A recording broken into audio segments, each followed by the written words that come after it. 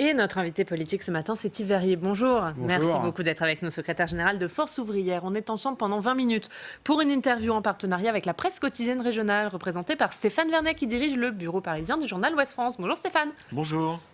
Et Yves Verrier, l'actualité de cette nuit, ce sont ces images d'évacuation d'un camp à Paris, des migrants qui s'étaient installés place de la République. Ils se sont installés hier soir, ils ont été évacués rapidement par les forces de l'ordre et une intervention surtout musclée. Des images jugées choquantes par le ministre de l'Intérieur, Gérald Darmanin, qui demande d'ailleurs un rapport. Qu'est-ce que vous en pensez, vous, de ces images et de ce qui s'est passé hier soir ? C'est évidemment c'est choquant. On parle de migrants. Il ne faut jamais oublier que ce sont des hommes, des femmes, des enfants qui sont là en général parce qu'en difficulté dans leur pays d'origine, pas par plaisir, loin s'en faut. Quand on quitte son pays, son environnement, en général c'est une déchirure et parce que face à une incertitude. Donc je pense qu'il faut que le gouvernement arrête avec les stratégies ou les pratiques de mise sous tension de la population. On est dans une situation, on va en parler sans doute, le président du Sénat évoquait le desserrement des contraintes, il arrête de parler de contraintes. Je pense que le Chili doit se mettre en cause parce qu'on met, y compris... j'imagine les policiers eux-mêmes en situation de difficulté dans ces conditions. Donc Gérald Darmanin a eu raison de demander un rapport ? Oui, mais il faudrait quand même qu'on s'interroge sur la chaîne hiérarchique, le commandement, qui débouche sur ce type de situation. Moi, je ne crois pas que les hommes, les femmes, les policiers eux-mêmes soient par vocation des brutes épaisses, loin s'en faut. Eux-mêmes sont confrontés à des difficultés, on le sait, dans certains quartiers. Tout agent public doit être protégé dans ses fonctions pour que son autorité, justement, soit acceptée par la population. Donc je crois qu'il y a un véritable problème c'est pas d'aujourd'hui. Ça fait un moment que ça dure quand même, ces difficultés. Et je pense qu'il y a une chaîne de commandement, une hiérarchie, des attitudes politiques qui devraient être modifiées de manière franche. Tout agent public doit être protégé dans l'exercice de ses fonctions. Vous nous offrez une transition toute parfaite par rapport à l'actualité du jour. Vous savez qu'à l'Assemblée nationale, il y a l'examen du texte du projet de loi sur la sécurité globale, dont le fameux article 23 qui concerne 24, qui concerne l'encadrement des images de policiers ou de gendarmes en cours d'intervention, prêtes à polémique. Là, on voit qu'on a le ministre de l'Intérieur lui-même qui se dit choqué par des images de policiers en cours d'intervention. Qu'est-ce que vous pensez de cette polémique-là et de ce fameux article 24 ? Est-ce qu'il faut protéger les policiers et les gendarmes dans l'exercice de leurs fonctions sur les images diffusées ou cet article de loi va bien trop loin ? Vous savez, le syndicat Unité SGP Police FO est le premier syndicat dans la police. Et la première des questions qu'ils posent très longtemps, c'est les conditions et les moyens de leur mission. La politique du chiffre, le fait que, encore une fois, les ordres, notamment dans le cadre des manifestations, sont pas toujours adaptés et mettent les policiers eux-mêmes en difficulté. Évidemment que tout agent public doit être protégé, notamment du risque de la vindicte sur les réseaux sociaux. Le prof Samuel Paty a été assassiné dans ces conditions. À la suite de cela, on sait que, y compris des policiers, peuvent être mis en difficulté pour leur propre intégrité. Pour autant, ça ne doit jamais mettre en cause les principes et droits fondamentaux, les garanties démocratiques, la liberté de la presse. Et c'est là que le bas blesse dans cette affaire. Il y a un vrai sujet, il y a un vrai problème, mais ce n'est pas la bonne solution pour vous. Non, ce n'est pas la bonne solution, surtout...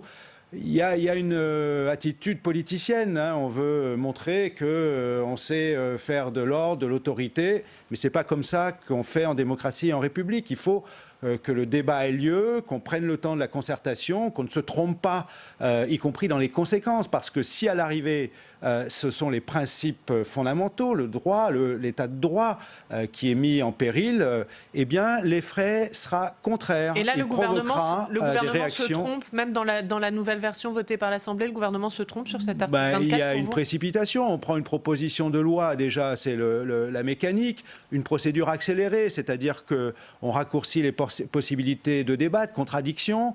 La Commission nationale consultative des droits de l'homme, FO en est partie prenante, pointe du doigt le fait qu'à maintes reprises, et là encore, elle n'a pas été consultée a priori, y siègent la plupart des organisations en matière d'hommes. Donc voilà, il y a un vrai problème. Il ne faut pas faire de politique politicienne sur ces questions, c'est dangereux. On va parler de la crise sanitaire et sociale, Emmanuel Macron, qui est donc attendu ce soir à 20h. Les partenaires sociaux qui ont été consultés hier, ou en tout cas informés, vous allez nous le dire, par Jean Castex de ce qui allait se passer dans la suite de ce confinement. Que vous a dit le Premier ministre ? Ah bien, ce qui vient d'être un peu dit, on ne parlera pas ce soir de déconfinement, on va parler d'adaptation du confinement, de desserrement des contraintes, et puis en perspective notamment des fins d'année, tous les regards sont tournés et attendent la situation des commerces, et notamment du commerce de proximité, en perspective justement des achats potentiels en perspective des fêtes de fin d'année. Mais il vous a donné une date de réouverture des commerces, le Premier ministre, Tout tourne hier autour du 1er décembre. Alors la question, elle est, est-ce qu'on démarre un petit peu avant, c'est-à-dire ce week-end ou pas ? Et ça, il ne vous a rien dit ? On n'a pas eu de précision hier. L'idée étant d'éviter le rush qui serait complètement contre-productif au regard de la situation sanitaire. On a compris que la tension sur le plan sanitaire demeurait quand même forte, y compris dans certaines régions. Le taux d'occupation dépasse les 100% des lits ouverts régulièrement en réanimation par des patients Covid.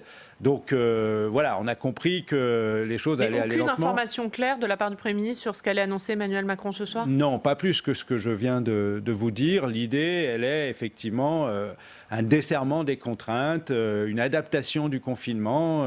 Et puis, évidemment, on a quand même évoqué cette situation de commerce. Les employeurs ont pointé du doigt cette question. À ce sujet, moi j'ai rappelé, on a beaucoup parlé du commerce de proximité, des petites entreprises, des travailleurs indépendants ou des petits patrons, des petits... Il y a beaucoup de salariés. Et les salariés, n'oublions pas qu'en activité partielle, on n'est pas à 100% de la rémunération. Et donc, si on n'est pas au SMIC, j'allais dire, il n'y a que quand on a la chance, mais je ne peux pas dire ça comme ça, d'être au SMIC qu'on est à 100%. Sinon, dès que vous êtes un peu au-dessus, vous perdez de la rémunération. Et les fêtes de fin d'année, elles vont être difficiles parce que les fins de mois sont difficiles pour tous ces salariés, sans compter le secteur café, restaurant qui ne va pas réouvrir. Il y a une forte interrogation, une forte inquiétude pour tous les salariés saisonniers qui enchaînent les petits contrats courts en perspective de la saison d'hiver dans tout le secteur touristique. Donc là, il y a une angoisse forte pour beaucoup de salariés qui sont en activité partielle depuis, pour certains, plusieurs semaines, plusieurs mois. Donc le pouvoir d'achat est très largement entamé. Et puis il y a une angoisse maintenant sur comment on va sortir de là. Est-ce qu'on aura toujours notre emploi ? Donc évidemment, dans ces circonstances... quand on a des annonces comme celle de Danone hier, c'est infernal. Dans des réunions comme celle-ci, quand vous rencontrez le Premier ministre, quand vous dites ce que vous venez de nous dire là sur le plateau, vous avez le sentiment d'être écouté, ou ce sont juste des réunions où on vous délivre de l'information qui descend est-ce qu'il y a un vrai dialogue ? Est-ce qu'il y a une écoute de l'exécutif par rapport au corps intermédiaire de manière générale ? On a le sentiment que l'exécutif écoute, mais n'entend pas forcément ce que l'on veut lui faire Il n'y a pas eu de progrès, il n'y a pas eu de progrès depuis le début du quinquennat. Je parlais des saisonniers. Ça renvoie immédiatement la situation des plus précaires à la réforme de l'assurance chômage. Le gouvernement a dû reporter à 3 reprises sa réforme. Il y a été en quelque sorte contraint. Les 5 confédérations syndicales s'y étaient opposées en juin 2019. Les 5 confédérations syndicales ont écrit au Premier ministre il y a de cela 3 semaines pour lui dire mettez fin à ces tergiversations, on abandonne définitivement cette réforme, elle est reportée jusqu'au mois d'avril, mais insuffisamment sur les droits au rechargement, ce qui met en péril et en difficulté grande tous les petits contrats, les contrats précaires. On parle de l'augmentation de la pauvreté, mais il y a beaucoup de ces salariés qui vont basculer dans cette situation de pauvreté, faute de pouvoir recharger leurs droits. Et là, on voit bien que le gouvernement tergiverse. On sent bien qu'il y a une corde de rappel à l'Élysée. Il y a des aménagements quand même de la part du gouvernement sur cette réforme de l'assurance chômage, notamment sur le rechargement des droits. C'est pas suffisant pour vous ? Non, parce que le rechargement, c'est justement, on a obtenu que la réforme soit reportée jusqu'au 1er avril et qu'on revienne aux dispositions en attendant de la convention que nous avions négociée. Je le rappelle, c'est une convention que nous avions négociée qui serait en vigueur jusqu'à la fin de l'année 2020 si le gouvernement n'avait pas interféré dans l'assurance chômage. Et nous aurions sans doute proposé de proroger d'une année cette convention. Mais une des dispositions n'a pas été rétablie exactement, c'est celle du rechargement. Là où, dans la convention précédente, on rechargeait ses droits dès qu'on retravaillait un mois, il faut 4 mois. Et en ce moment, avec des périodes raccourcies de saison d'été, de saison d'hiver, eh bien, vous n'arrivez pas à faire le joint et tous les petits contrats se retrouvent. On a eu les projections de l'UNEDIC, c'est près de 500 000 salariés qui se trouvent en difficulté pour recharger leurs droits ou pour ouvrir leurs droits à l'assurance chômage avec la réforme de 2019. On va revenir sur cette crise sociale, Stéphane. Vous évoquiez tout à l'heure les licenciements chez Danone. Il y a d'autres grandes entreprises dans lesquelles on parle de départ volontaire ou de plans. Je pense notamment à Total et d'autres. Alors qu'on est dans un contexte où l'État aide massivement l'industrie, le commerce, l'économie en injectant beaucoup d'argent sans conditions particulières affectées à ces différentes aides. On arrive à une espèce de paradoxe où vous avez des entreprises qui touchent massivement des aides, mais qui ont des pratiques sociales qui ne correspondent pas forcément. Qu'est-ce qu'on a raté en la matière ? Ce qu'on a raté, c'est ce qu'on dit depuis longtemps. Moi, je l'avais souvent évoqué, notamment dans le contexte du débat sur les retraites, puisqu'on nous disait que les retraites, c'était 320 milliards d'euros chaque année, 14 points de PIB, que les aides publiques aux entreprises, c'est près de 140 milliards d'euros chaque année. Et ça, c'était le ministre, à l'époque des comptes publics, M. Darmanin, qui l'avait évalué. Au bas mot, 140 milliards d'euros chaque année, sans conditions, sans contrôle, sans sanction. Évidemment, ce qui s'est produit à Bridgestone, ce qui se produit par exemple avec Danone, qui a bénéficié d'aides publiques, notamment, comme toutes les entreprises, le CICE, mais y compris récemment de l'activité partielle, qui a versé dans le même temps plus de 1 milliard, près de 1 milliard 500 millions d'euros de dividendes à ses actionnaires, annonce des suppressions d'emplois avec comme argument favoriser la rentabilité et rassurer les actionnaires. C'est exactement le discours qu'avait tenu Bridgestone il y a 2 semaines quand il a définitivement dit qu'il renonçait au site de Béthune pour, disait-il aux salariés, améliorer la rentabilité de ses opérations en Europe. Donc les salariés, les emplois sont considérés comme la variable d'ajustement, une marchandise comme une autre, ce qui est absolument inacceptable. Mais qu'est-ce qu'on peut faire, Yves Verrier, Bruno Le Maire? Il ne peut pas empêcher ces entreprises de verser des dividendes à leurs actionnaires. Qu'est-ce qu'on peut faire? Par la force des choses, si vous ne mettez pas de conditions à l'octroi d'aides publiques. Les aides publiques de l'État, il y a les aides publiques que mettent les collectivités locales pour favoriser l'action ou la pérennité de telle ou telle activité sur le bassin d'emploi. Si vous n'y mettez pas de conditions, si vous n'y mettez pas ensuite de contrôle et de sanctions a priori, eh bien le moment venu, vous vous trouvez démunis. C'est tellement la situation dans laquelle se trouve l'État, par exemple, à Bridgestone, qui nous dit qu'il a fait son maximum, mais qu'il se trouve dans la situation où Bridgestone vient de lui dire non, on ferme le site de Béthune et on va chercher un repreneur, on va chercher une façon ou une autre de trouver une poursuite, mais on sait qu'on y perdra des emplois. Et je le redis, ces entreprises, notamment multinationales, et ce qui est choquant avec Danone, c'est qu'elle-même a utilisé l'appellation d'entreprise à mission, qui est censée avoir d'autres objectifs que de favoriser l'actionnariat. Eh bien, ces entreprises sont très agiles, elles sont très habiles pour marcher sur les aides publiques, et une fois qu'elles sont consommées ici, aller en chercher une autre ailleurs, dans une autre région en France, ou plus souvent ailleurs en Europe ou plus loin. Et ça, c'est inacceptable. Il faut que, à aide publique, puisqu'on parle de plan de relance, eh bien, il faut que le gouvernement soit beaucoup plus exigeant, beaucoup plus strict quant à l'octroi des aides publiques. Et nous demandons... Il l'avait fait sur le prêt garanti par l'État, Bruno Le Maire, en disant qu'il ne signera pas de prêt garanti par l'État aux entreprises qui versent des dividendes. Pour vous, il faut élargir. Bien sûr, même toute forme d'aide. Les allègements de cotisations, notamment, qui pénalisent les recettes. On va parler à nouveau de l'équilibre des systèmes de protection sociale et des retraites.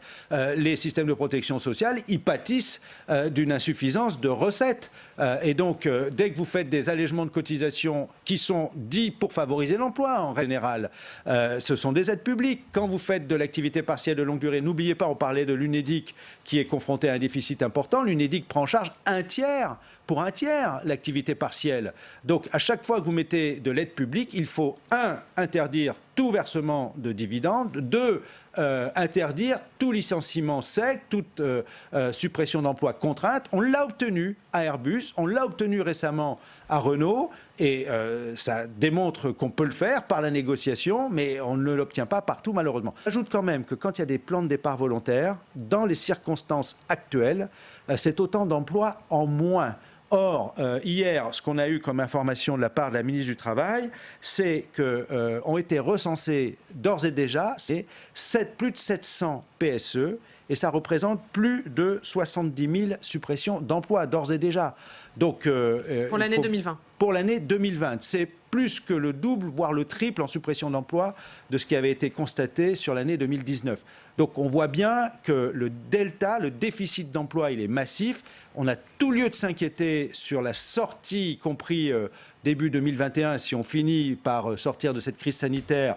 On risque de laisser quand même beaucoup d'entreprises, de petites entreprises sur le carreau, autant de salariés sur le carreau. Donc je pense qu'il faut vraiment mettre le paquet. Et moi je le redis, dans le plan de relance, la question des emplois de ce qu'on a appelé la deuxième ligne, cette partie intégrante de la relance, il faut qu'on appuie la relance en matière d'emploi sur tous ces emplois qu'on avait qualifiés d'essentiels. Tous les emplois sont essentiels, mais ceux-là en particulier, de service à la personne.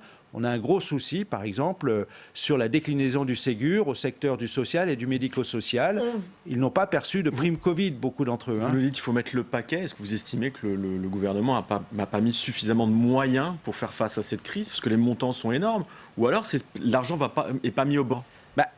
On a soutenu, et heureusement qu'on l'a fait. Je viens de dire, on a négocié par exemple au sein d'Airbus ou au sein de Renault dans le cadre de l'activité partielle de longue durée. L'argent injecté pour soutenir l'économie est énorme. Oui, mais pour le moment, oui, mais heureusement, parce que... Il faudrait encore rallonger, vous pensez ?